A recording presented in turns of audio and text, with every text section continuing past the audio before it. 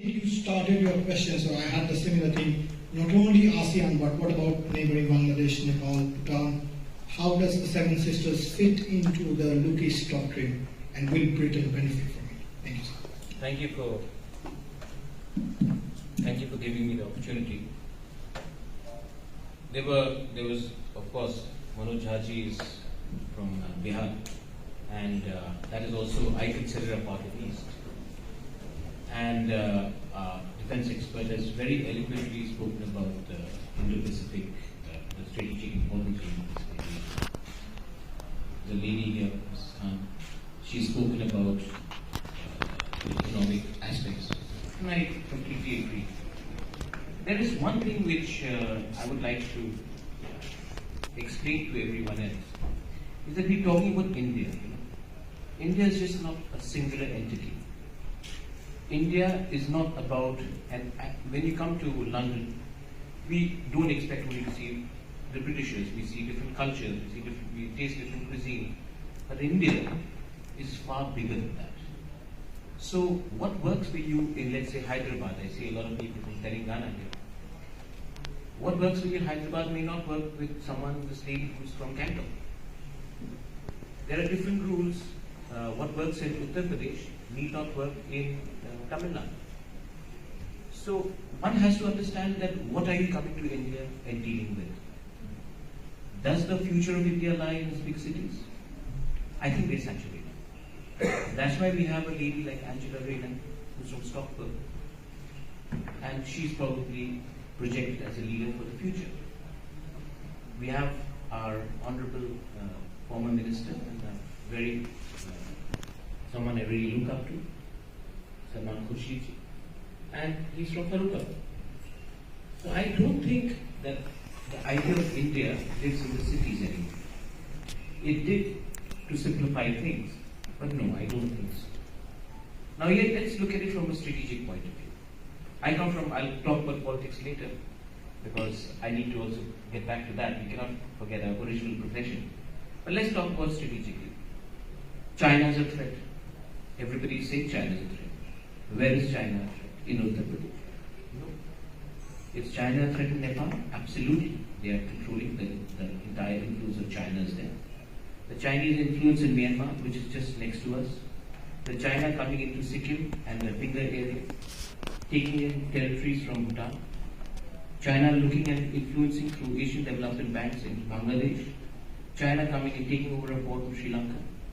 China having a huge amount of influence and blocking India's entry into ASEAN countries. China will not defeat us through military. China will economically starve us. And what are we doing in the Eastern theatre? England and India have a shared history. We talk about colonialism. I grew up in a school. I studied in a school which was Irish Brothers. We have a Welsh mission in Shillong, where 80% of the children have been born. You have Loreto Convent. You go to Darjeeling, you see St. Paul's, Guildhalls. The entire education system in the East was not done by the government of India. It was actually by the British. The health system in many parts of the East have been actually created by the missionaries who are also British. So to say that just because somebody in Madhya Pradesh is uncomfortable with the idea of British colonialism does not mean that it actually affects us in the Northeast. The Northeast thinks differently. We in the Northeast are actually asking for a separate time zone from the rest of India, because we would like to go with the Assam tea time, because the sun rises a lot earlier. So for productivity issues, we want a separate time zone. So to completely say that India is this, and because the national media's obsession, and Manoj Jhaji would the national media's obsession with what is happening in New Delhi, or what's happening in Mumbai, or what's happening in Bangalore, does not mean that a person from Bhagalpur, or a person from Tripura, or a person from Meghalaya or Mizoram have a lesser life. And the justification that I hear is, oh, but your population is so less. I'll give you an example. This election, can I have a mic?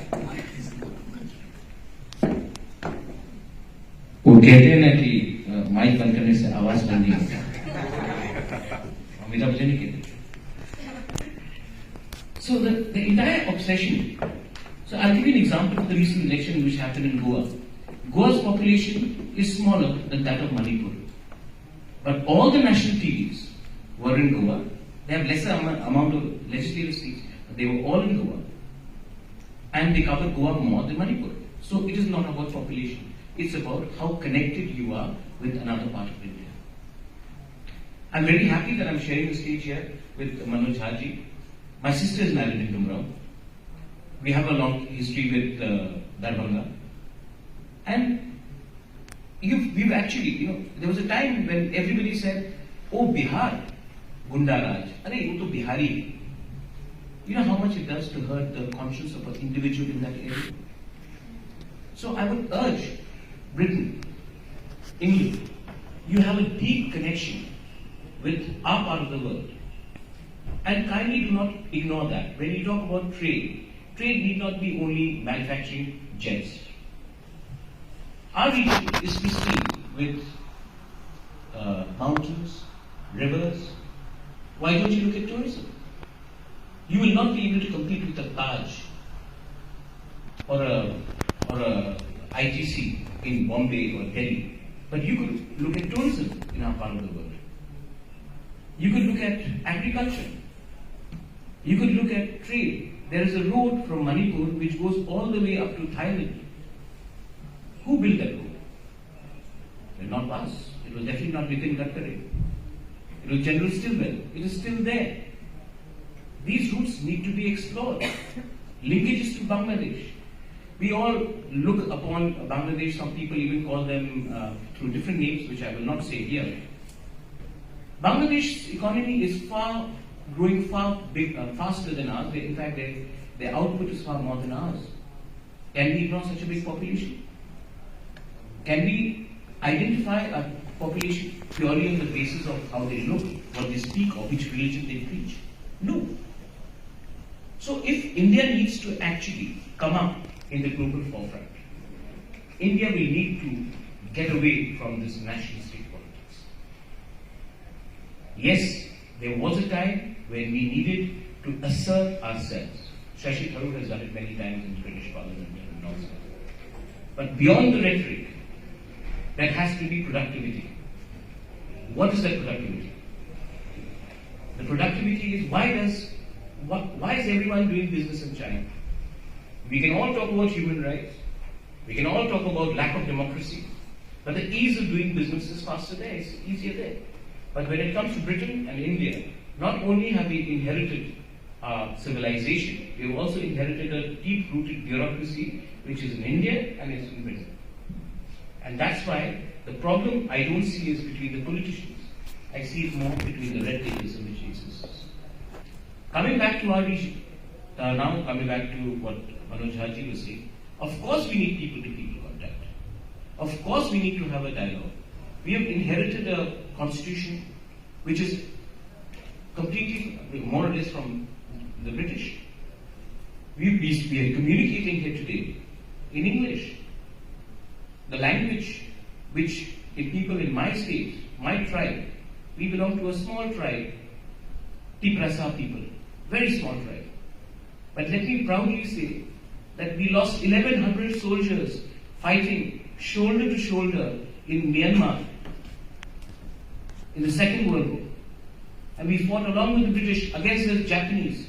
We did it because we believed in the idea of protecting our people and our land.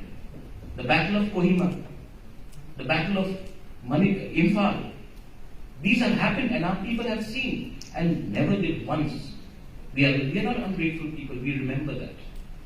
So I urge all of you all to even explore that part of India, where you will not be bowed down by hostilities of the past.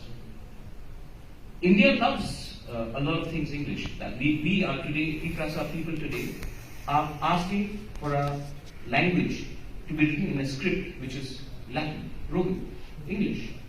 Because we understand that tomorrow if we have to go and seek opportunities, it is always easier to learn English. Today, an Indian has an advantage over the rest of the world, unlike, let's say, a Chinese or someone from a Latin country, because when they come, they already know the language. We do not come trying to grasp hold of the language. We know the language.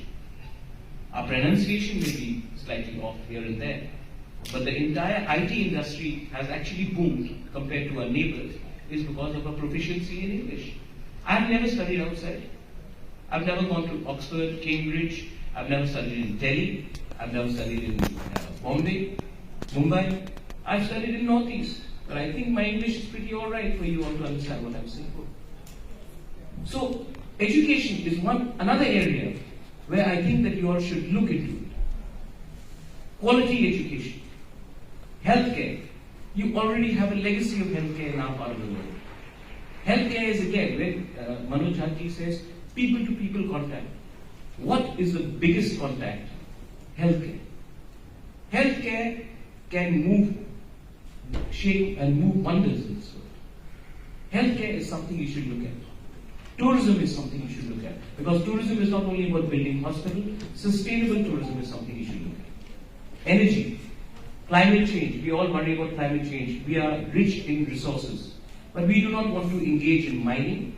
We do not want to engage in coal mining, limestone mining. We do not want to deplete our resources, our nature. So how about looking at green energy? Green energy is something because, again, while Northeast is rich in its rivers, we are bound by only a chicken's neck. Again, someone from Sikkim would be able to let you understand that. It's a chicken's neck. And while we are resource rich, we need clean energy. Our transmission lines don't come when there is an avalanche, or when there is an earthquake, or there is a landslide, there rains, storms. We don't have electricity for 5-6 days. How about having captive power plants? How about having green energy where we do not need to depend on a transmission line? So these are areas that I urge the West, the British, the English, should look at that. And please come to our part of the world. I have not come here to pitch about the rest of India. There are many more capable people here who will pitch about the rest of the country. What I've come here is to pitch about my part of the country, and we love our country. But we want you to explore something where there will be less hostility, there is direct land links. With the Chittagong Hill Port, you have a direct port link. And come with English, come with the language education, come with healthcare, come with tourism, come with green energy, and we will be more than happy to accept you with welcoming arms. We have done it before, and we will do it again. And that is a commitment that we can give you, and this is a commitment which will remain. It has remained for centuries, and it will remain for the decades to come. But you have to take the first step. Well, I will come back. Thank you.